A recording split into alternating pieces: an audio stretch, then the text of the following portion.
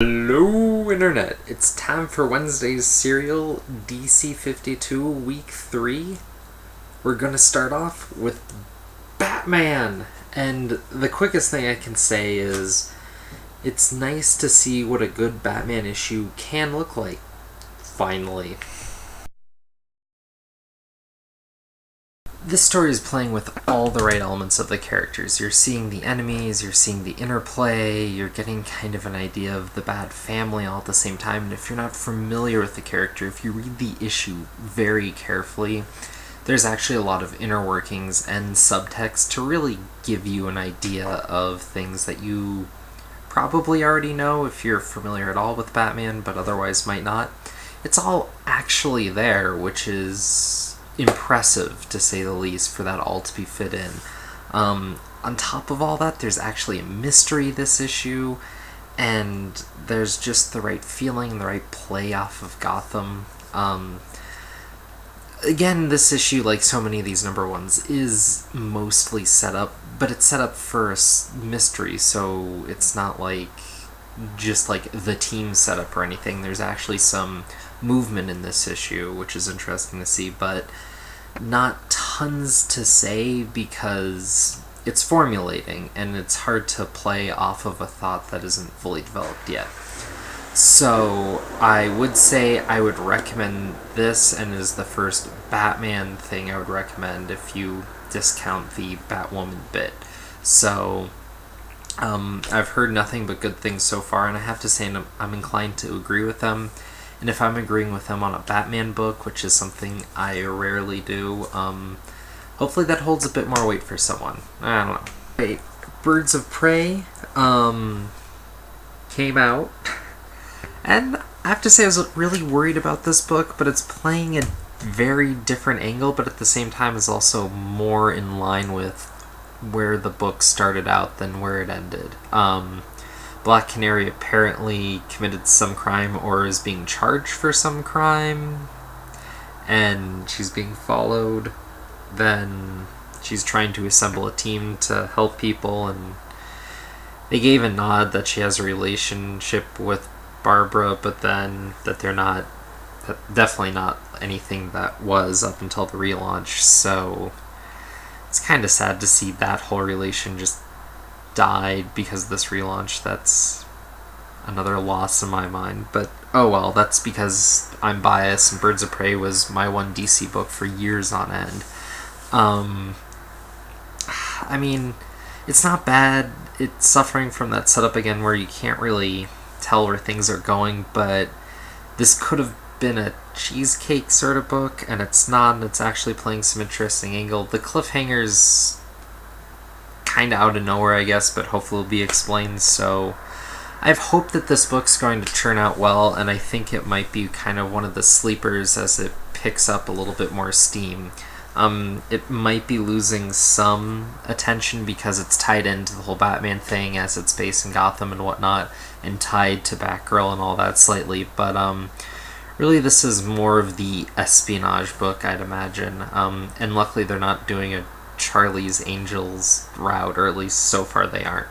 So I'm still hoping this book turns out good, and I have a bit more faith now. So this is definitely a book I'll be following for a while, just because it's built up so much rep with me over the years. Hey, Blue Beetle's here, and it's alright. It's mostly a high school drama, and that part I just wasn't that into. However, it's fairly well done if you're into that sort of thing, so it's okay. The characters are there. And interestingly enough, they're playing up more of the Scabbard's alien angle and working that in, and hunting Jamie the Blue Beetle down for that.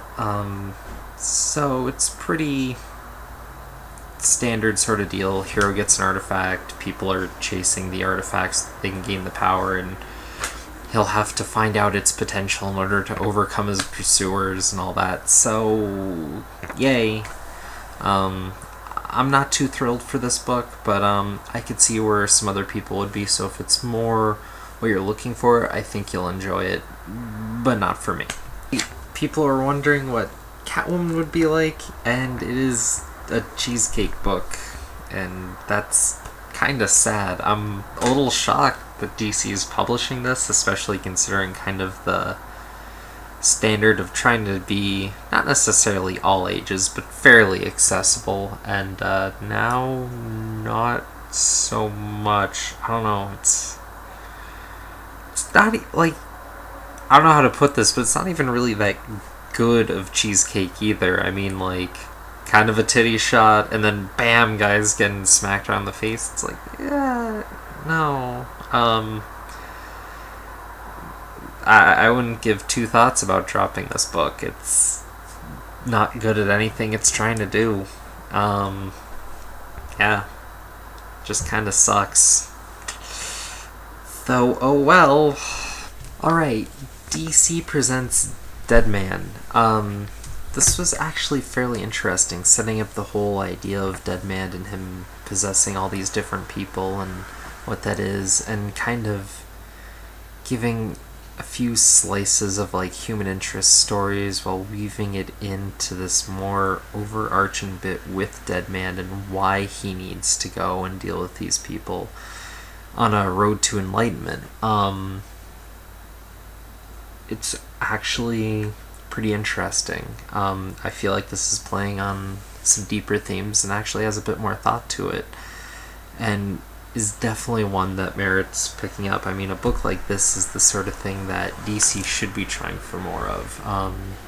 This is a book I probably wouldn't have tried without the whole relaunch bit, and I have to say, that's pretty cool. So, thumbs up for that. Right. Green Lantern Corps #1 was pretty damn cool. While they have to play off of a little bit of the fact that Green Lantern is just kind of keeping continuity, this issue is good at just kind of starting at a point and moving forward, so new readers have a chance. And it's pretty interesting kind of seeing like Superman in reverse, where these people are used now to dealing with aliens, and they're used to, the whole mission, dealing with all that. They can't really adjust to normal life now, and they can't fit in where they wanted to, partially for not having a secret ID, which is interesting. It's kind of a neat spin. I'm sure it's been done before, but the way it played here, I think, resonated pretty damn well.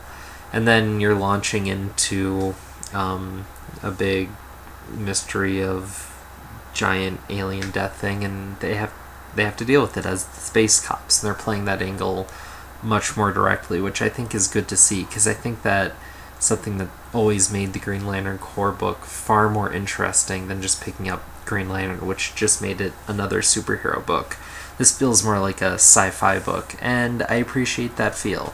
So far I have to say this book's going along pretty well. Alright, Legion is running, and apparently never started or stopped. It's just throwing you in with a bunch of stuff, which I know a lot of people have heard lots of good things about the Legion. We're kind of looking to try to get in. I know a little bit, not a lot myself, so I was trying to piece it together as I was going along, and it was interesting. Very much, to what I understand, just being a Legion book. Seemed well enough written, but nothing stand out, and again, I feel like they're missing the boat here. The whole point of this relaunch is to get new readers, whereas this comic is alright. It's not going to bring in anyone new to the book, and that's actually even a chunk of comic readers who've been looking to try to latch onto the Legion. It's one of those books, I guess, if you really want to try, you just have to dive in and sort it out as you go along. But it's kind of like trying to dive into the X-Men if everyone was named like lad or lass or boy or girl, and there's all these powers and they more or less have the same costumes, which I guess the X-Men do too, but they seem like less dynamic characters, less diverse, even though they're aliens. But in your mind you go alien, not, oh, they're from Africa, or oh, they're from wherever, so it's even harder to identify with them. At least that's my take. So yeah, not good, not bad, but it's there if you're looking for it. Nightwing #1 is definitely sort of a Bat book, but it's Nightwing again, but they're running with the idea that he was Batman for a while and that he's come out stronger for it, which is fair, and it's a place where new readers can pick up. And I have to say, I don't know what it is about this book, but this has pulled me in a lot better than most others. I think a huge part of it is it's really just one character. Even in Batman, you're dealing with a lot more and a lot more history. This is just playing with the character, fleshing out, building it, and allows them to focus, which means they can get more done in an issue. And this just felt like picking up a new story, picking up an arc, like new creative team, so it's not completely new. None of these are. And just get to start reading a new story, which is less of a reboot, more of like the start of a new creative team on a book, and it felt right. It felt good for that. They're playing more with the idea of him coming from the circus, him going visiting the old circus. I'm sure that will come to play more later. And they have a funny bit where the clowns, they're trying to get him to wear a green wig, and he's like, I'm not doing that. And how are you doing? I'm a clown in Gotham. How do you think I'm doing? That was actually pretty funny and an interesting play. And I don't know. I mean, I'm definitely more sold on this book than I really thought I would be. So it's good to see Nightwing back in action, I guess. It's so much better than a Batman book to me, and I can't even put my finger quite on why. Alright, Red Hood and the Outlaws, which is a setup for a book that hadn't really existed prior, so I guess you could argue the Outlaws, but not really.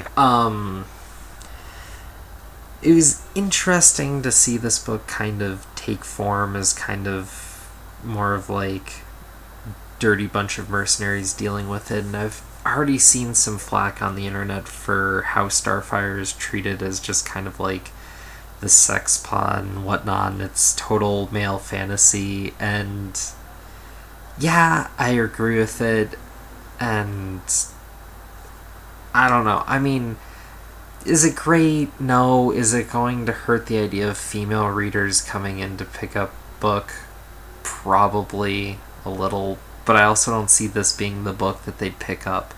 And having a book that's total adolescent fantasy that otherwise is actually decently written, especially compared to some of the other just bombs in here, it's not that bad. And there's at least a couple other female characters in here that are well-rounded, and I don't know, I mean, wait to see how it hashes out, but I understand, and I don't want to touch on it too much, but there being a sexpot character every now and again isn't that bad. There are people like that out there, and they play it up too high in here, certainly, but I don't know.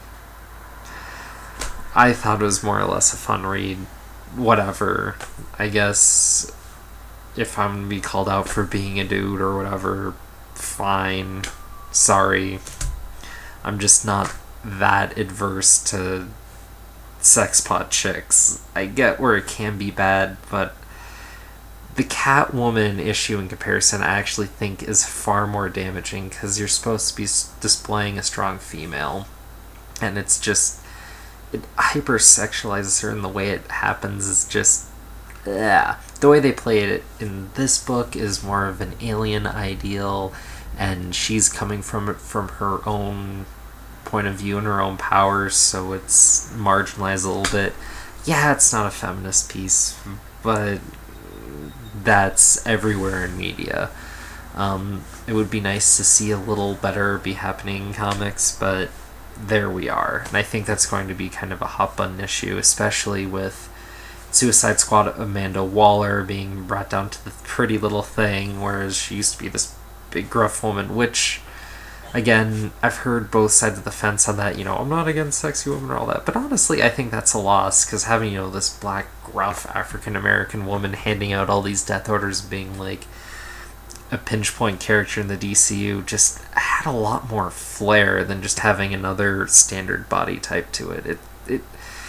It actually made the character more interesting just for her being like that and not being a sex pot in a whole universe full of them, essentially. So, yeah, it made her cool, and now she's not. She's generic. I don't know. That's my thoughts on that. Alright, comic in a few seconds. Go. Supergirl #1 is about a girl from Krypton shot out, apparently, and then she flew all the way through the Earth's core, ended up in Russia, even though she started at America. Bam, instantly gets attacked by Russians, and by the way, poor girl lost her pants. Yeah. And then after the robots attack her, and she kind of deals with it, and they apparently speak American or normal or Kryptonian, depending on how you're reading into that. Then Superman speaks in the foreign language when he comes up at the very end. Done. Alright, Wonder Woman showed up, and this again is suffering from this issue #1 barely even being the setup. The most I can tell is this is Wonder Woman dealing more with Greek mythos and her just kind of being the point of view hero through the madness, and I can't have an opinion of it yet. It's formulating, and it throws you in. It's as new reader friendly as it is old reader friendly. You know you're getting tossed into and sorting out as you go, so and I'll say this again, especially with this logo. These new logos are lazy and bland, and they're probably going to cost them a few sales. It's just bad. What was wrong with the old ones? Not saying that you shouldn't do new ones or that you shouldn't do something new, but if you're going to do something new, do something creative. Don't just create a bunch of bland logos. What's the point? Lame. Yeah. And again, she lost her pants.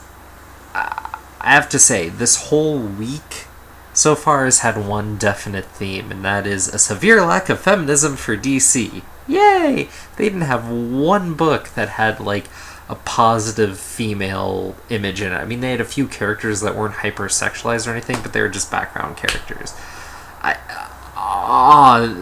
They're gonna eat it hard on that, especially considering the amount of outcry with Wonder Woman's pants going on enough. There's some history for them to argue her running around in panties. The rest of this, I mean, Wonder Woman's displayed as a strong character. Seriously, just give her pants. The poor woman has earned pants. That's all I'm saying. So that's it for week 3 of DC. I'm going to try soon to hopefully talk about some more comics, but it's if I find the time. Yeah, so I will hit you next week, at the very least, with another episode. More comic reviews always coming. Like the thing, comment, questions, death threats below, and I will check you all later. Peace out.